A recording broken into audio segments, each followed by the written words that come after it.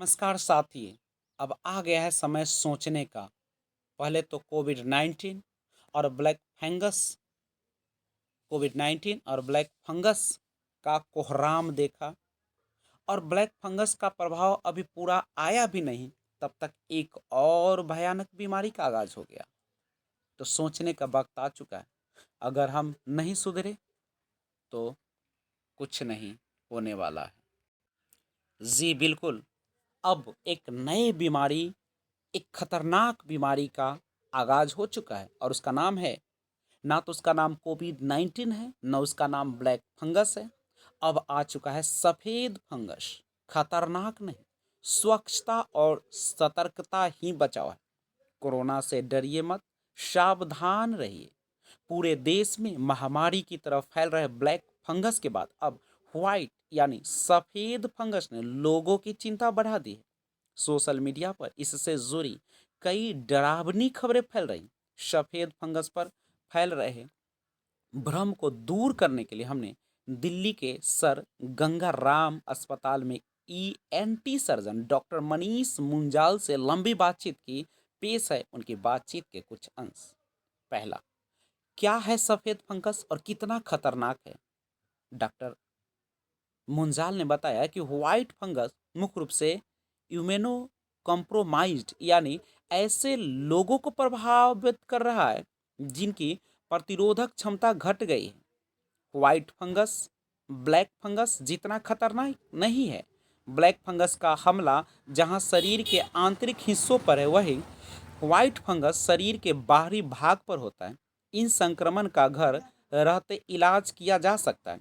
ऐसे बहुत कुछ मामले हैं जिसमें अस्पताल जाने की ज़रूरत पड़ी है।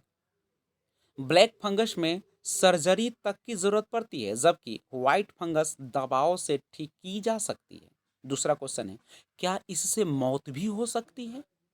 डॉक्टर मुंजाल ने कहा कि व्हाइट फंगस से मृत्यु का खतरा बहुत कम है, जबकि ब्लैक फंगस के मामले में 20 से 80% मृत्यु दर दर्ज की गई है। जहां तक व्हाइट फंगस की बात है, तो इसकी संभावना बहुत कम है कि यह संक्रमण खून तक पहुंचे।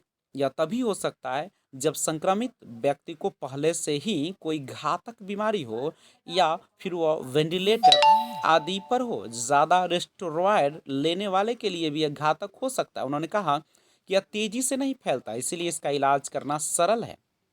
तीसरा क्वेश्चन, किन लोगों को सबसे ज़्यादा खतरा है?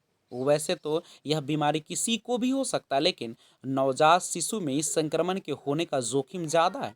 यह बच्चों में दूध की निप्पल और डायपर के गीलेपन की वजह से ज़्यादा होता है। माता पिता को इस पर विशेष ध्यान रखने की ज़रूरत है। इसके अलावा डॉक्टर मुंजाल का कहना है कि यह आइसोलेशन में रहने का कारण उन बुजुर्ग लोगों में देखा गया है जो साफ सफाई का ख्याल नहीं रखते और समय पर कपड़े आदि नहीं बदलते। डायबिटीज और कैंसर के मरीजों को भी यह जल्दी अपनी गिरफ्त में लेता है। और चौथा क्वेश्चन है कि किस तरह के लक्षणों पर गौर करना चाहिए? तो यह फंगस तंग और नमी वाले जगहों पर तेजी से फैलता है, इसलिए यह ज़रूरी है कि अपने आसपास नियमित सफाई रखें, रोजाना स्नान करें, कपड़े बदलें, धूप का और ताज़े भोजन का सेवन करें। वाइट फंगस के लक्षणों और पहचान के बारे में डॉक्टर मुंजाल ने कहा कि वाइट फंगस के संक्रमण में शरीर पर, जीभ पर या मुंह में सफ़ेद चकते पड़ जाते हैं और हमें समय समय पर इसका निरीक्षण करते रहना चाहिए। अगर कुछ भी ऐसा दिखाई पड़ता है तो बिना देर किए डॉक्टर से संपर्क करना चाहिए और अपनी मर्जी से दवा आदि नहीं लेनी चाहिए। सब्सक्राइब इस चैनल को ज़रूर कर दीजिएगा। Thanks for watching.